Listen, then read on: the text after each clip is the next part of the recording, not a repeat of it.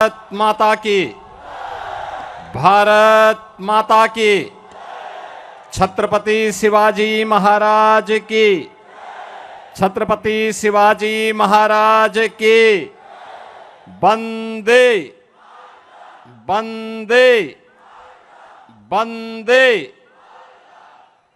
मंच पर उपस्थित भारतीय जनता पार्टी के जिला के अध्यक्ष श्री किशोर शर्मा जी,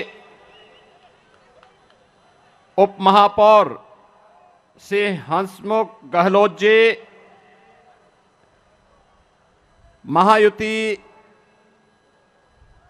के समन्वयक श्री राज शैलेश पांडे जी, महिला मोर्चा की अध्यक्ष श्रीमती अनीता पाटिल जी, श्रीमती रूपाली गांगुली जी, पूर्व होम मिनिस्टर महाराष्ट्र श्री कृपा शंकर सिंह जी, मीरा मयंदर से भारतीय जनता पार्टी महायुति गठबंधन के उम्मीदवार श्री नरेंद्र मेहता जी, थाने मीरा मयंदर से शिवसेना महायुति गठबंधन के उम्मीदवार श्री प्रताप सरनाइक जी, उल्लासनगर से भारतीय जनता पार्टी महायुति गठबंधन के उम्मीदवार कुमार उत्तम चंद एलानी जी और भारी संख्या में उपस्थित मीरा मयंदर और थाने से जुड़े हुए मेरे सभी उपस्थित बहनों और भाइयों, छत्रपति शिवाजी महाराज के हिंदवी स्वराज की धरा अटक से कटक तक एक राष्ट्र की परिकल्पना देने वाले पेशवा बाजीराव की पावन धरा स्वराज मेरा जन्मसिद्ध अधिकार है, गणनायक से लोकनायक बनने की यह पावन धरा जिन्होंने तिलक को लोकनायक बनाया, देश के प्रथम स्वतंत्र समर को 1857 के प्रथम स्वतंत्र समर को देश का आजादी का स्वतंत्रता समर बनाने वाले वीर सावरकर और एक विधान के माध्यम से सब समान की संकल्पना को साकार करने वाले डॉक्टर भीमराव बाबा साहब भीमराव अंबेडकर की इस पावन धरा महाराष्ट्र की धरा को नमन करते हुए मैं आप सबका हृदय से अभिनंदन करता हूं। बहनों और भाइयों, मैं कल भी महाराष्ट्र में चुनाव प्रचार में था। आज प्रातःकालीन सत्र में भी मैं महाराष्ट्र के अंदर ही नागपुर और उसके आसपास के क्षेत्र में चुनावी रैलियों में था। आज मुझे मां मुंबा देवी की इस पावन धरा मुंबई के अंदर मीरा मयंदर थाने उल्लासनगर की जनता को संबोधित करने का अवसर प्राप्त हो रहा है। चुनाव चल रहे हैं, एक ओर दुनिया के सबसे लोकप्रिय और यशस्वी नेता प्रधानमंत्री मोदी जी के नेतृत्व में भारतीय जनता पार्टी महायुति गठबंधन इस चुनावी समर में महाराष्ट्र के अंदर आप सबके सामने है, और दूसरी ओर जिनकी न नीति है न राष्ट्र के प्रति कोई अच्छी नियत है, न नैतिक बल ही रह गया है, ऐसा अनैतिक अनाड़ी गठबंधन के रूप में महाअघाड़ी भी आपके बीच में इस चुनावी समर में है। बहनों और भाइयों, ये चुनाव मात्र चुनाव नहीं है, ये चुनाव हम सबके लिए इस राष्ट्र की अस्मिता और अस्तित्व को वैश्विक मंच पर पुनर्स्थापित करने के प्रधानमंत्री मोदी जी के अभियान के साथ हम सबके सहयोग की सहमति भी है। और इसीलिए मैं महाराष्ट्र की जनता जनार्दन से अपील करने के लिए आया हूं हमने बदलते हुए भारत को देखा है पिछले 10 वर्ष के अंदर। प्रधानमंत्री मोदी जी के नेतृत्व में ये बदलता हुआ भारत जो अपने देश की सीमा की सुरक्षा करना जानता है। याद करिए 2014 के पहले के भारत में क्या होता था। 2014 के पहले के भारत में पाकिस्तान घुसपैठ करता था, आतंकी वारदात को अंजाम देता था, आवाज उठती थी।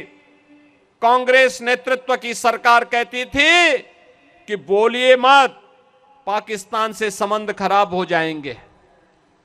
2014 का भारत आज वह किसी को छेड़ता नहीं, कोई छेड़ता है तो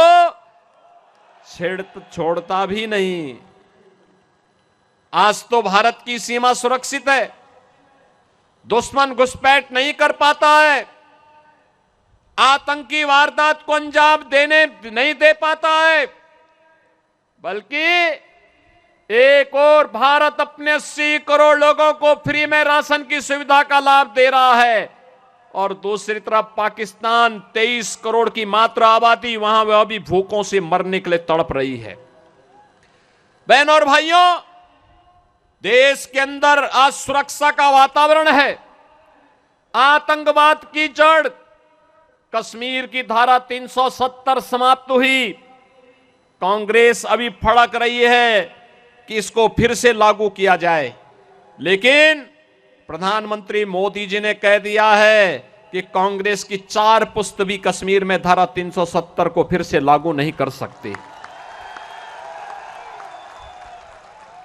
आज देश के अंदर वर्ल्ड क्लास इंफ्रास्ट्रक्चर बन रहा है। Highway, railway, metro, IIT, IIM, AIIMS, 1 district 1 medical college, हर घर नल की योजना जैसी योजनाएं भी लागू हो रही हैं। तो गरीबों के कल्याण के लिए भी अनेक कार्यक्रम देश के अंदर चल रहे हैं, चाहे वह पीएम आवास की योजना हो, चाहे वह आयुष्मान भारत की योजना हो, चाहे वह नौजवानों के रोजगार की योजना हो, और चाहे लाडली बहना योजना के माध्यम से हर महिला के खाते में हर महीने 2100 रुपये देने की व्यवस्था हो। यह कार्य कांग्रेस नेतृत्व की महाअघाड़ी गठबंधन की सरकार भी कर सकती थी, लेकिन उन्होंने तो कोरोना जैसी महामारी के दौरान भी कुछ नहीं किया। हाथ पे हाथ धरे बैठे रहे, खजाने को लूटते रहे, प्रदेश और देश के अंदर अराजकता का माहौल पैदा करते रहे और उनको, कांग्रेस को देश के अंदर सर्वाधिक समय तक शासन करने का अवसर मिला था। विकास, सुरक्षा, समृद्धि, सुशासन इसमें नहीं कर पाए। कम से कम अयोध्या में रामलला का मंदिर ही बना देते हैं, ये तो वह भी नहीं कर पाए। जो कार्य कांग्रेस 65 वर्षों में नहीं कर पाई, भारतीय जनता पार्टी की डबल इंजन की सरकार ने मोदी जी के नेतृत्व में मात्र 2 वर्ष के अंदर उत्तर प्रदेश के अंदर भगवान राम के मंदिर का निर्माण का कार्य कराते हुए भगवान राम को फिर से अयोध्या धाम में विराजमान कर दिया है।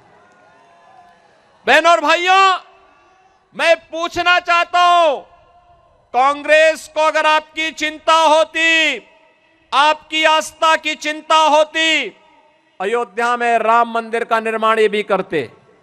500 वर्षों की समस्या का समाधान 1947 में हो गया होता, लेकिन कांग्रेस के एजेंडे में आप कभी नहीं थे, कभी नहीं थे। कांग्रेस के एजेंडे में गरीब कभी नहीं था, नौजवान कभी नहीं था, महिलाएं कभी नहीं थी। ये तो जाति के नाम पे बांटते हैं, क्षेत्र के नाम पे बांटते हैं, भाषा के नाम पर बांटते हैं, मत और मजहब के आधार पर देश को बांटने वाले लोग हैं। इन्होंने देश को पहले बांटा, फिर समाज को बांटा, फिर आतंकवाद को देश के अंदर कहीं धारा 370 के नाम पर पनपाने का काम किया कहीं नक्सलवाद को पैदा किया, कहीं पे अराजकता को पैदा किया और अब फिर वही बांटने की राजनीति। बहनों और भाइयों, मैं बार बार एक बात कहता हूं, इस देश का इतिहास गवाह है, बंटे थे तो कटे थे, बंटे थे तो बटेंगे तो कटेंगे, और एक रहेंगे तो सेफ रहेंगे, एक रहेंगे सेफ रहेंगे। और यही आह्वान करने के लिए आया हूं, बंटना नहीं है, बंटना नहीं है, बटेंगे तो कटेंगे। और इसलिए एक रह करके महायुति गठबंधन के नेतृत्व में भाजपा या शिवसेना या एनसीपी के जो भी उम्मीदवार प्रधानमंत्री मोदी जी के नेतृत्व में महाराष्ट्र के अंदर इस चुनावी समर में हैं, उन्हें विजयी बना करके भेजना है और महायुति की भाजपा नेतृत्व और शिवसेना एनसीपी की सरकार महाराष्ट्र के अंदर फिर से बना के लेके आना है। सहमत हैं?